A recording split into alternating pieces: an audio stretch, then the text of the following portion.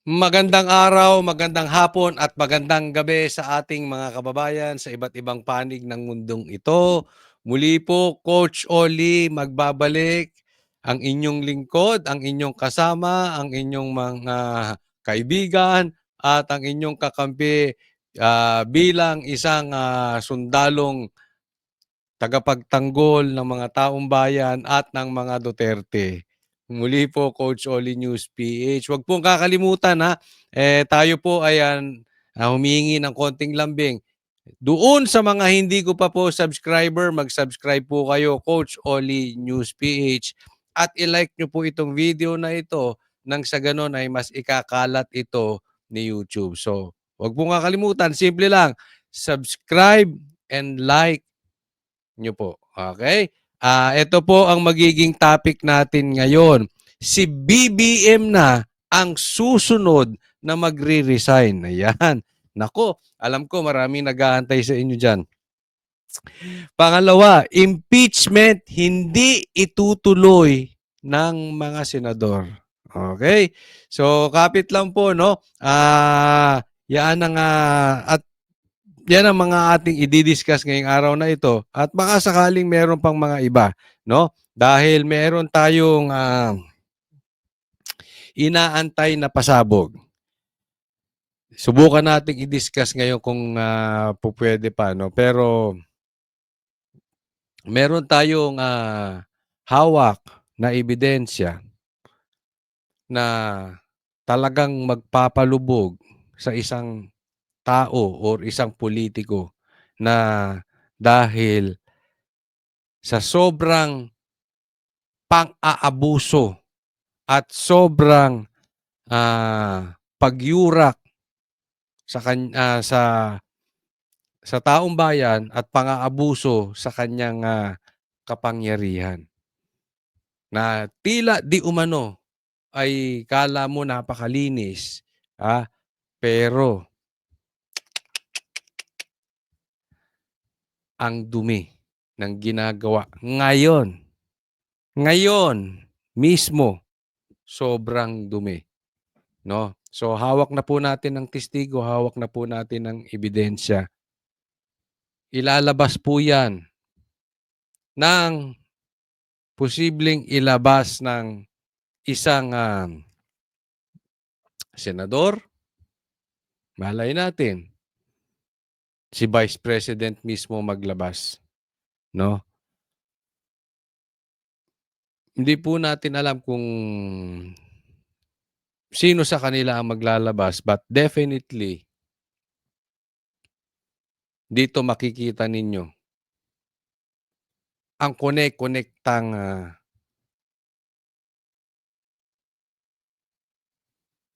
pagdiin sa mga Duterte na tila ang kanilang even yung kanilang mga sinuka ay kinakain na nila. Para lang madiin ang mga Duterte. Abangan nyo po yan. May video po yan. May salaysay po yan. Kompleto po iyan. Abangan nyo po yan. So, tingnan natin. Pag-usapan pa natin yan sa bandang dulo kung meron pa tayo maidadagdag na impormasyon patungkol dyan. Okay, hindi na po natin pagtatagalin dahil kay Coach Oli Bida ang unahin natin itong pagpaparesign ni Bongbong Marcos sa mga kanyang gabinete at kung susunod na ba si BBM na magre-resign. Pakinggan natin. Senyales daw na sensitibo ang Pangulo sa daing ng taong bayan sa ginawa niyang pagpapasumite ng courtesy resignation sa kanyang gabinete. Pero para sa kanilang kritiko ng Pangulo na si Harry Roque, mismong ang Pangulo raw ang problema. Nasa frontline na maraming nagsasabi, no? Hindi dapat ang mga gabinete ni Marcos ang mag-resign. Dapat ang mag-resign ay si Marcos mismo. Si BBM mismo ang mag-resign.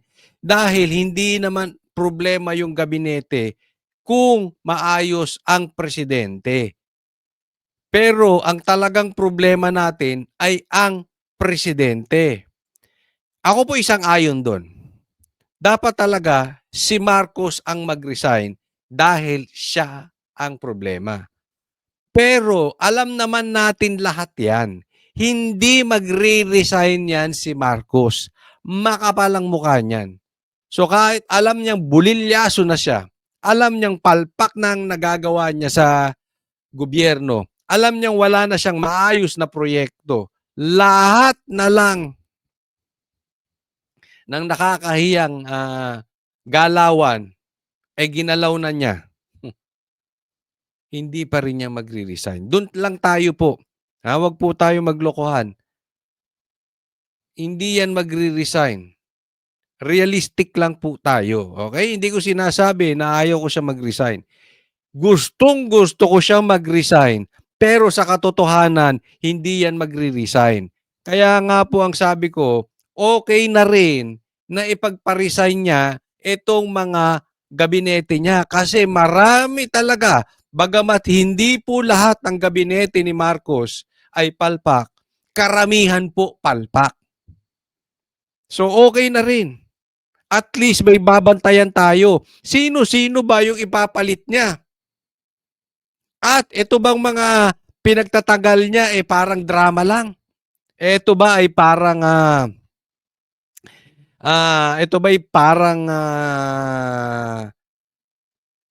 mapagtakpan lang, meron lang mapag-usapan para mapagtakpan yung pandaraya na di umano nagawa ng COMELEC sa eleksyon, na talagang ang mga uupong senador ay hindi sila lahat yung ibinoto ng taong bayan dahil merong mass cheating, merong 17 million overvotes. Ito ba ay ginagawa lang para pagtakpan ang kapalpakan nung nakaraang halalan? 'Di ba? Or baka naman drama lang ito, para magmukha siyang mabait. 'Di ba? Magmukha siyang matigas. Pero sa katunayan, ilalagay naman sa ibang pwesto. Hindi po natin alam. Okay? Pero babantayan natin. So, at least mapalitan. Baka naman sakali, mas maganda yung mas maayos yung mga ipapalit nilang secretary ngayon. Okay? Tuloy po natin. Yan si Mian Los Baños. Hindi sila nagsalita. Nagpapasalamat si Senate President Chis Escudero sa pag-amin ng Pangulo na may problema. Pinakita raw nitong may pakialam at sensitibo siya sa daing ng taong bayan at inako ang responsibilidad na ayusin ito. Payo ng Senate President sa Pangulo, dapat dumistansya siya sa mga taong ginagamit lang siya para sa sarili nilang kapakanan. Ayon naman kay Senate Alam mo, tama Dapat dumistansya si Marcos na ginagamit lang siya sa kanyang For discussion purposes, ako'y hindi naman talaga naniniwala completely or totally na hindi kasabwat si Marcos sa kapalpakan ng kanyang gabinete. Posible yung iba kasabwat siya, posible yung iba hindi. Pero kailangan siyang dumistansya sa mga ito. Mag-iingat siya, lahat po maraming bumubulong. Kung ordinaryong Pilipino nga, may bubulong-bulol. May mga sulsul 'di ba? Kahit naman kayo, may mga sulsul sa paligid ninyo. Usually, yung mga sulsul na yan yung demonyo. Kaya mag-iingat siya. Kaya nga may kasabihan, tell me your friends are, and I will tell you who you are. 'Di ba? Sabihin mo sa akin sino yung lagi mong kasama. Malamang-lamang ganyan ka. Kaya mag-iingat ka sa pagdidikit ng mga yan. Buti pinagtatanggal nyo. Alisin mo na, Marcos, yung mga kidnapper dyan. Alisin mo na yung mga abusado dyan. Lalong-lalo na, alisin mo yung may mga problema sa pera.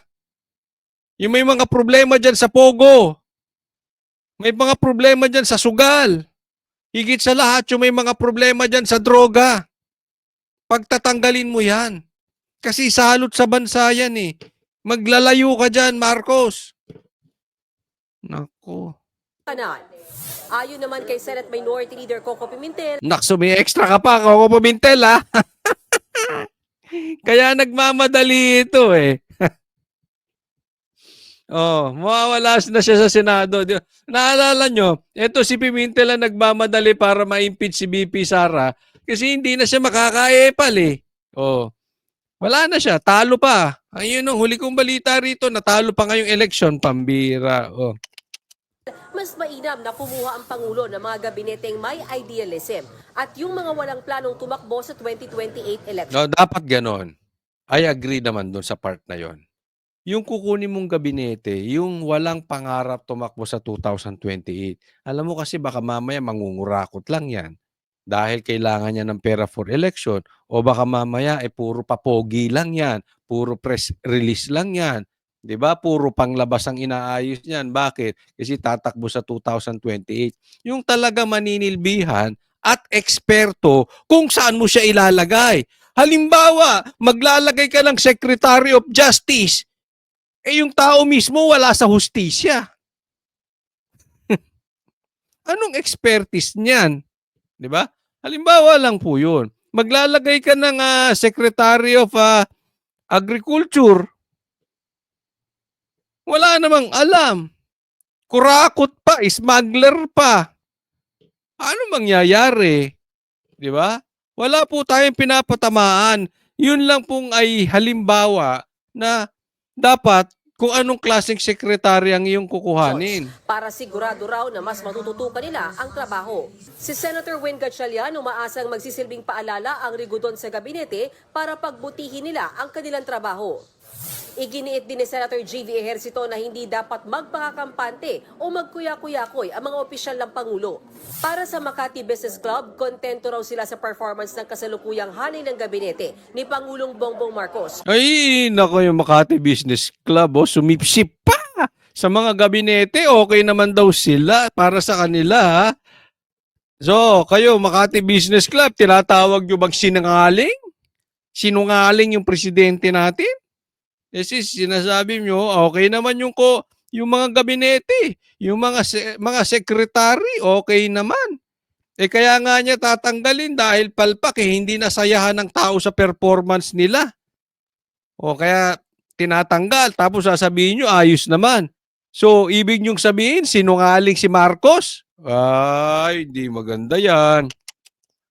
Ito yung mga Makati Business Club. Partikular na ang economic team. These guys are well qualified for the position, so we would Ayos kaunti na. be very surprised if Marcos accepted their resignations and let them go. So, ibig sabihin niya, huwag tanggapin yung resignation. Ano yun? Pinagre-resign mo, tapos magpa-file ng resignation, tapos hindi mo tatanggapin. Anong kalokohan yun? Anong panloloko sa taong bayan yun? Di ba? Pinagre-resign ko kayo. Nung nag-resign, di mo tinanggap. Anong kagago? Niloloko naman nyo Pilipino pagka ganyan Naniniwala ang isang dating cabinet member na tama at napapanahon ang pagbalasa ni Pangulong Bongbong Marcos sa kanyang gabinete. Pero hindi raw dapat lahat ay alisin sa pwesto.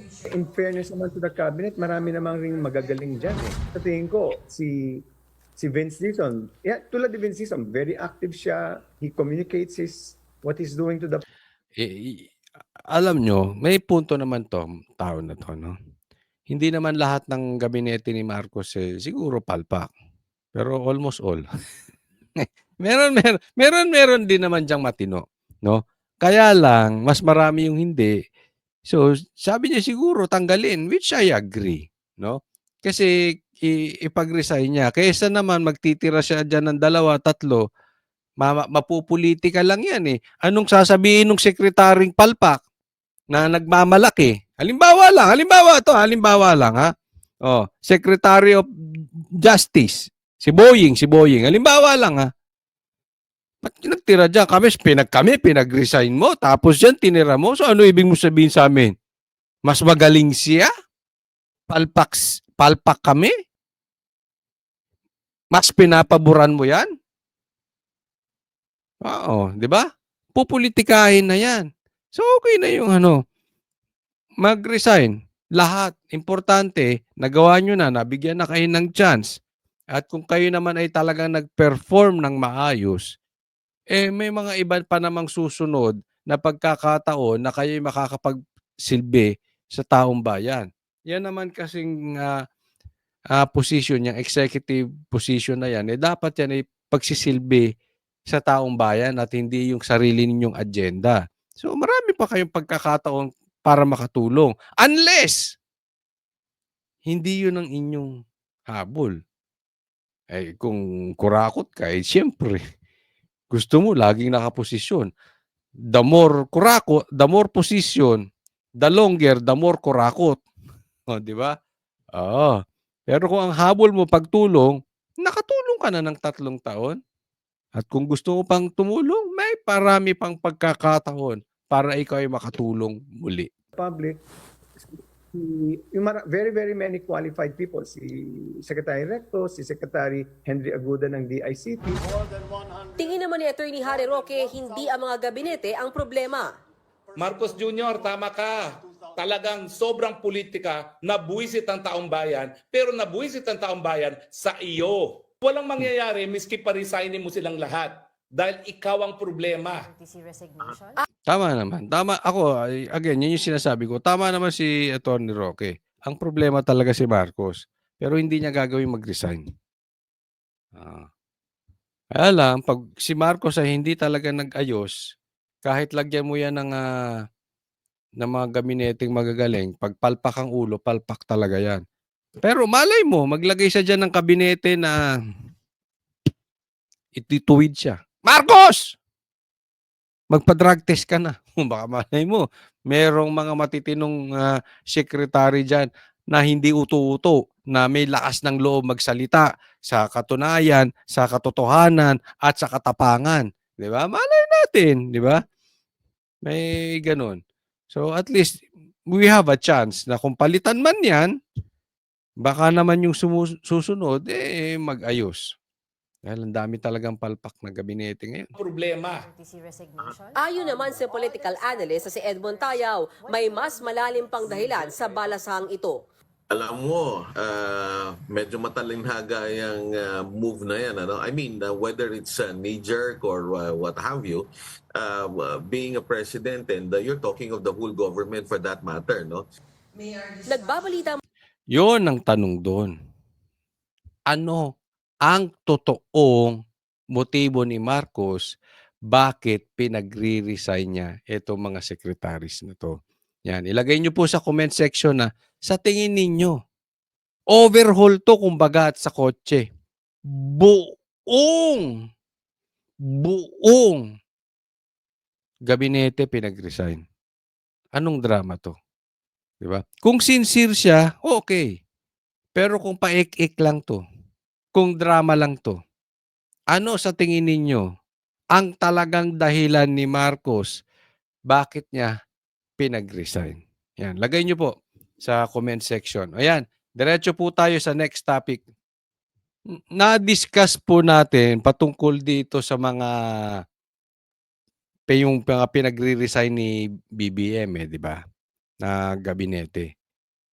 Maidagdag ko lang po, no? Sana, Marcos, ikaw na ang susunod na magre-resign kung yung mga ilalagay mo dyan na members ng gabinete ay palpak pa rin. Ikaw naglagay dyan eh. For the second time around, palpak ulit. Abay, dapat naman siguro mag-resign ka na rin. Di ba? Sa tingin ko, dapat mag-resign ka na rin kung pumalpak. Ngayon, kung sakali naman maayos yung performance ng gabinete mo, pero hindi pa rin umaayos yung panunungkulan mo, wala ka pa rin infrastructure projects, gutom pa rin ang Pilipino, hindi mo pa rin makuha yung 20 pesos na bigas. Kahit maayos yung gabinete mo, BBM, ikaw na dapat ang sumunod mag-resign. Mahiya ka na sa balat mo.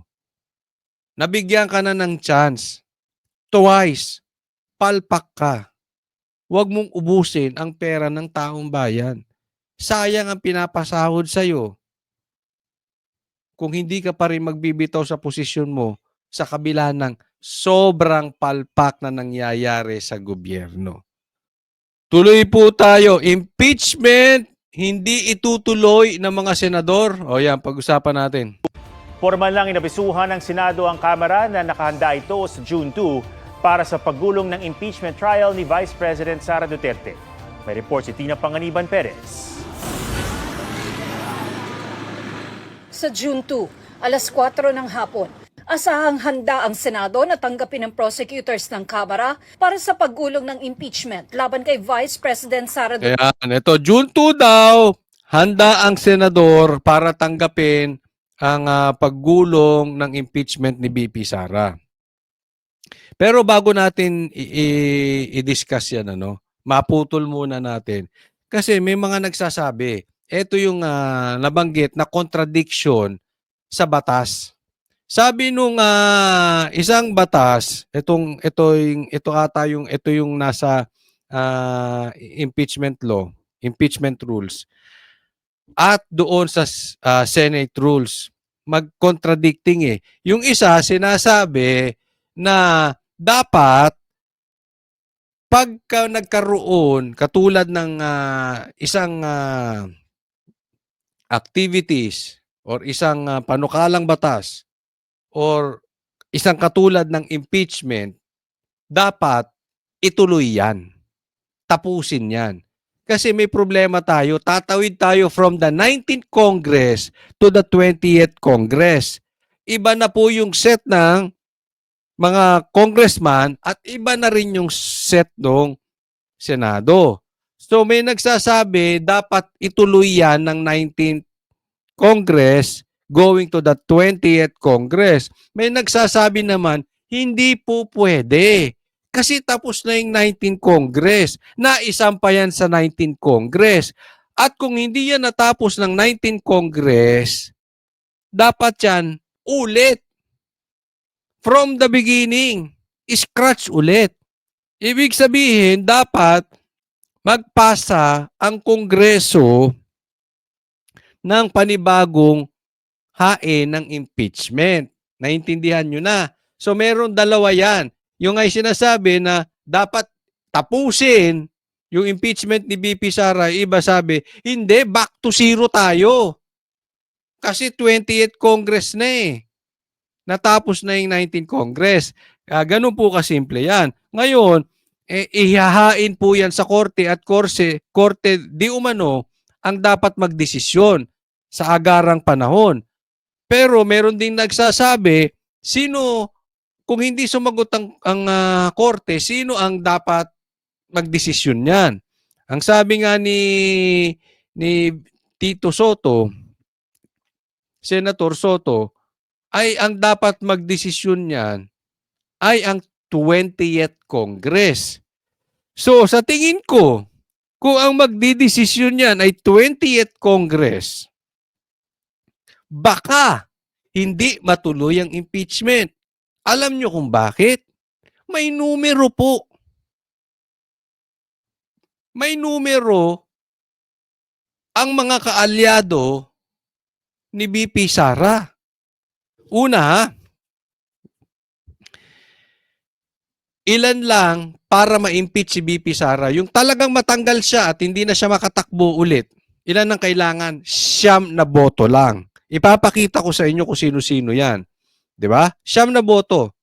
Yung bago na lang, 5 na agad ang pumasok. Go, Bato, Aimee, Marcoleta, Camille.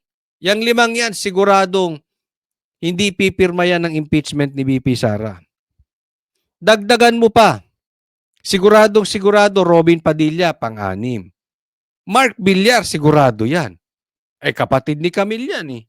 Hindi naman mananalo tong Camille na ito kung hindi in-endorso rin ni BP Sara. Si Aimee rin, hindi, di ba? O, so, 7 na. Si Jinggoy, nagpaano na siya, ayaw niya ng impeachment. Magkakahati-hati lang. Alan Peter Cayetano, 9 na yan. Hindi pa natin alam kung si Pia, di ba? So, 9 yan. So, doon pa lang may numero si BP Sara na hindi siya mai-impeach. Pero pwede na ring hindi ituloy kung ang magdi-decide 28th Congress kasi ang kailangan doon majority votes. 'Di ba? Kung didesisyon na, wag na. Siyam na 'yan. Madagdagan lang 'yan ng 3.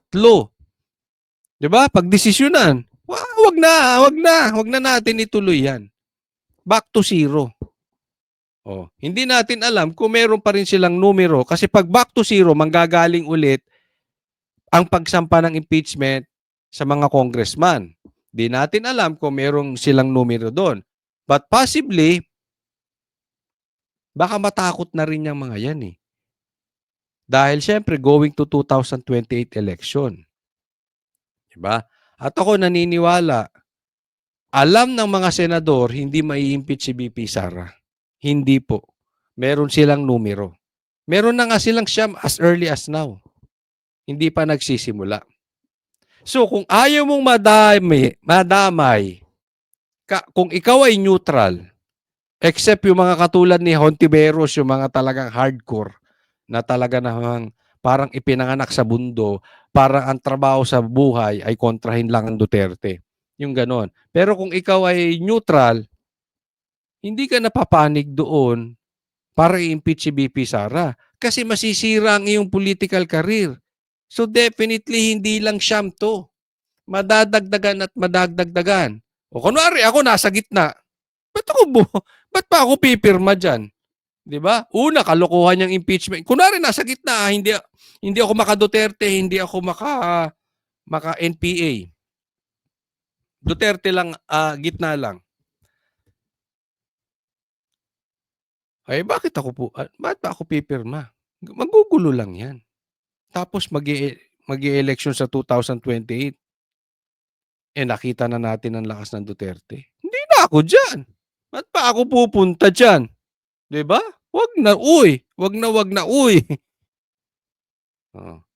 So, palakas na ng palakas. Ayan yung sinasabi natin, unti-unti mararamdaman ninyo. As we go to 2028, unti-unti mababawasan ang nasa panig ni Marcos at unti-unti magbabalikan ang mga politiko sa palda ng Duterte. Ganyan naman eh. Dumami ang maka-Duterte nun eh. Biglang nung si Marcos na iniwan si Duterte. Di ba? No, ngayon magbabalikan ulit yung mga yan. Garantisado yan. Ako. Duterte. Bahagi yan ang nakasaad sa sulat ni Senate President Chis Escudero kay House Speaker Martin Romualdez. Ipipresenta ng prosecution panel sa sesyon ng Senado ang 7 charges na nakapaloob sa Articles of Impeachment na isinampa laban sa bise.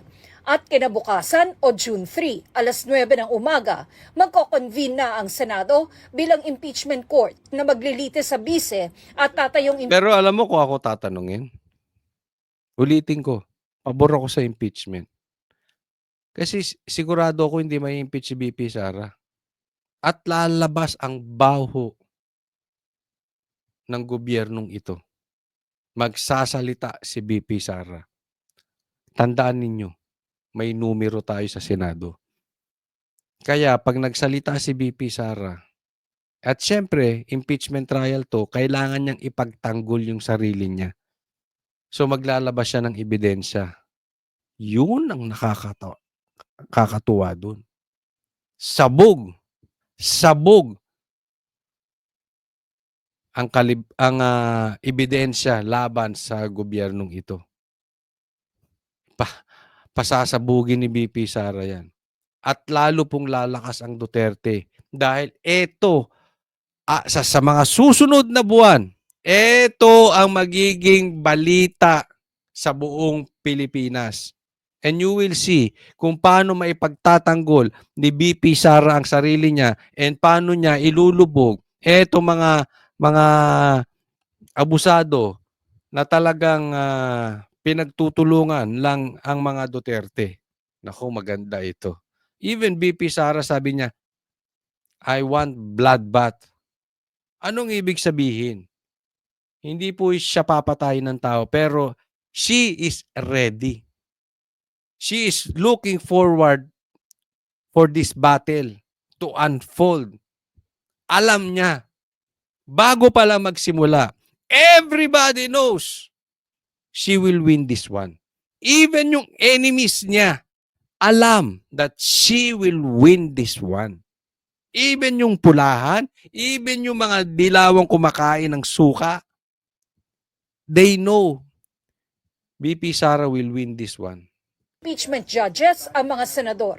Kasunod nito, maaari na mag-issue sila ng summons at iba pang kautusan. Pinadalan din ng kopya ng sulat si VP Sara. Si Speaker Romualdez naman, sumulat din kay Escudero. Nagsusulatan kayo. Ano yan? Love letter. Sinulatan ni Escudero. Ang Congress, sinulatan si Chis Escudero. Parang nagliligawan ng mga animal. Hindi. Ano yan? Normal. Normal yan. Normal. Kasi siyempre nga naman, kailangan formal. Kailangan na documented yung mga gusto nilang mangyari. Kasi baka naman di ba? Normal, okay lang yan. Sige. Tuloy nyo, sulatan nyo, Chis Escudero. At saka,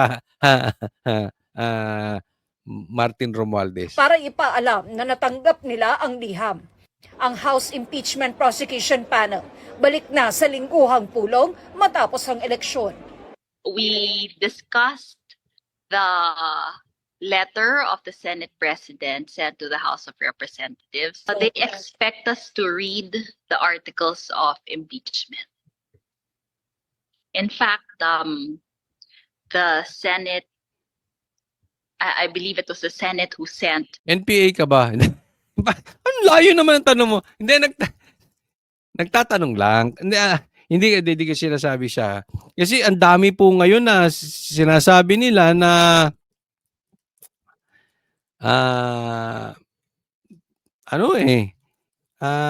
kasabwat ng NPA. Tagapagtaguyod, nagtatago. Kunwari hindi NPA pero komunista pero supporters ng CPP-NPA. No, marami daw diyan sa Congress, marami daw sa Congress. Hindi po ikaw sinasabi ko, pero madami daw diyan. Sangayon ba kayo? Marami diyan ngayon sa Congress ngayon ang supporter ng NPA. Okay, lagay niyo rin diyan sa comment section kung ng CPP-NPA kung kayo isang ayon doon sa bali-balitang naglalabasan na ganyan. The Congress video of how it is done in the states. Pag-uusapan pa ng House Impeachment Prosecution Panel kung paano ilalahad ang articles of impeachment sa Senado. Kung iisang impeachment prosecutor lang ba ang magbabasa ng lahat ng 7 articles o kung may itatalaga sa kada article. Kanina, 5 ang dumalo raw sa pulong. Wala pa sina ML Party List Representative-elect Laila De Lima at Akbayan Party List Representative-elect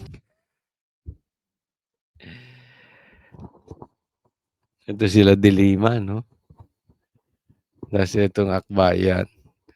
Ano ang common denominator ni De Lima at ng Akbayan? Okay na, lagay niyo sa comment section. Alam kong alam niyo eh. Tatawa ko. Ay, nako. Shell Jokno na parehong tinanggap ang alok ni Romualdez na maging bahagi ng prosecution panel. Sa Hulyo pa kasi sila makakaupo bilang mamabatas sa pagsisimula ng 20th Congress. Kailangan din silang formal na maitalaga bilang prosecutors. May mga tutulong ding pribadong law firms na ayon kay Zamora ay bumibilang ng 5 hanggang 10. We've had a mock trial before, so ngayon siguro medyo iba. We're not interviewing witnesses now, at least in the article that I'm handling, but we're reviewing all of the documentary evidence that we already have on hand. Kasama sa mga ipipresentang ebidensya ay ang mga kaduda-dudang pangalang tumanggap umano ng confidential funds. Pinag-uusapan dito pag-uusapan yung mga kaduda-dudang tumanggap ng confidential funds, no? Akala mo naman ang lilinis ng mga animal. Ang dami namang tumanggap ng confidential funds, nasa batas naman 'yan. 'Di ba? Sinasabi nga nila ngayon imbis yung mga nasa Congress ngayon na pumirma ng impeachment, sila mismo tumanggap ng pera. Galing yan sa kampo nila, ha? Sinabi yan ni Chanco. Hindi po Duterte nagsabi niyan. Ha? Kakampi po ni Marcos yan. Campaign manager ng alyansa yan, ng partido.